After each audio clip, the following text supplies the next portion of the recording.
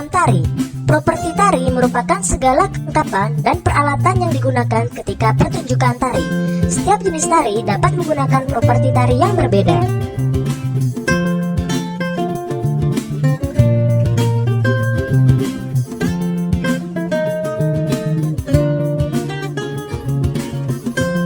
Fungsi properti tari.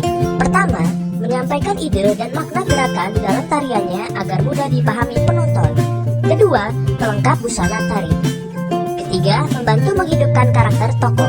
Yang keempat, memberi nilai tambah keindahan dalam tarian.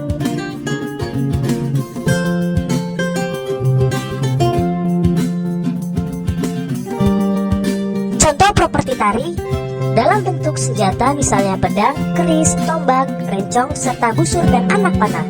Jenis lainnya, topeng, piring, topi, tongkat, lilin, dan payung. Selanjutnya, menjelaskan properti tari sebagai pelengkap.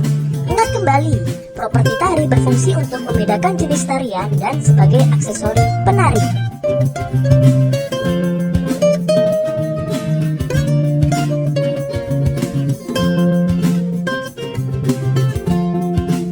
Dengan menggunakan properti, penari dapat menyampaikan ide dan makna gerakan dalam tariannya, sehingga mudah dipahami oleh penonton.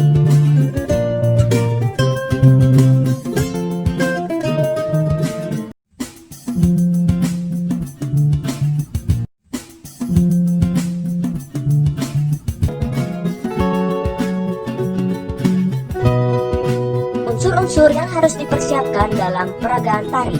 Sebelum melakukan peragaan tari, diperlukan beberapa persiapan atau yang disebut unsur-unsur tari. Peragaan tari akan berjalan lancar jika unsur-unsur tari tersebut telah terpenuhi. Berikut unsur-unsur tari yang harus disiapkan sebelum peragaan tari: gerak tari, properti, musik pengiring, kostum, dan tata panggung.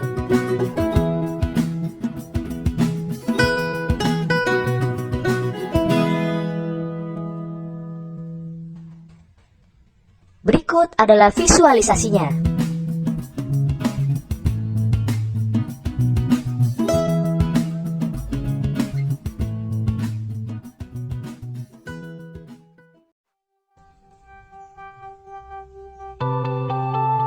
Pengertian cerita bergambar.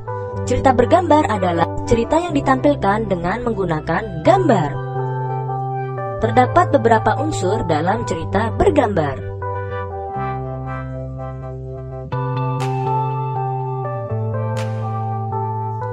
Berikut unsur-unsur dalam cerita bergambar: parit, balon kata, ilustrasi, panel.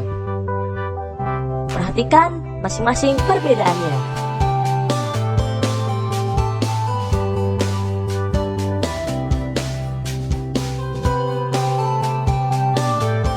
Selain unsur-unsur di atas, ada juga narasi. Narasi berisi keterangan tentang latar tempat, waktu, atau situasi.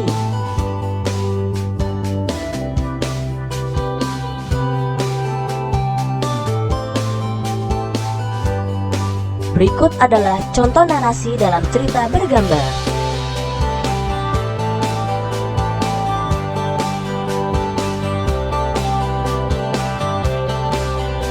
Selanjutnya, langkah-langkah membuat cerita bergambar.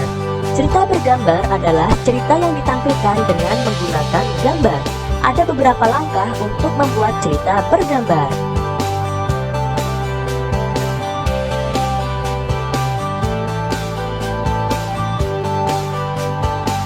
Langkah-langkah membuat cerita bergambar: menentukan tema atau gagasan dari ilustrasi yang akan kita buat, menentukan objek yang ingin digambar, membuat sketsa dengan menggunakan pensil, tambahkan detail pada sketsa sehingga gambar lebih sempurna. Setelah sketsa selesai, tebalkan dan warnai dengan menggunakan spidol, pensil warna krayon, atau cat air. Contoh cerita bergambar.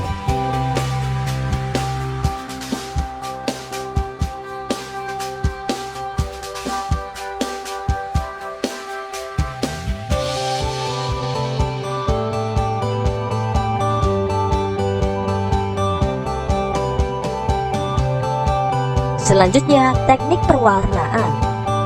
Gambar akan lebih menarik jika diwarnai. Mewarnai ilustrasi dapat dilakukan dengan teknik kering atau basah.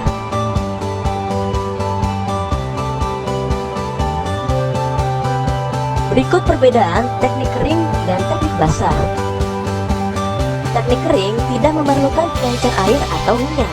Ilustrasi dibuat langsung pada bidang gambar dengan membuat sketsa terlebih dahulu. Dapat diberi aksen garis atau warna sesuai dengan media kering yang digunakan. Contoh media kering, krayon, dan pensil warna.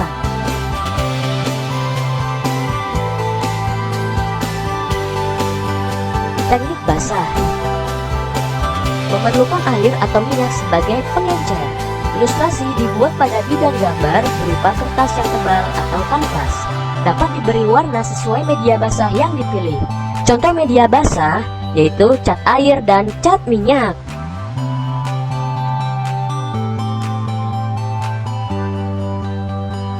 Berikut perbedaan hasil warna dengan teknik kering dan basah. Gambar sebelah kiri adalah hasil mewarnai dengan krayon. Gambar sebelah kanan adalah hasil mewarnai dengan cat air.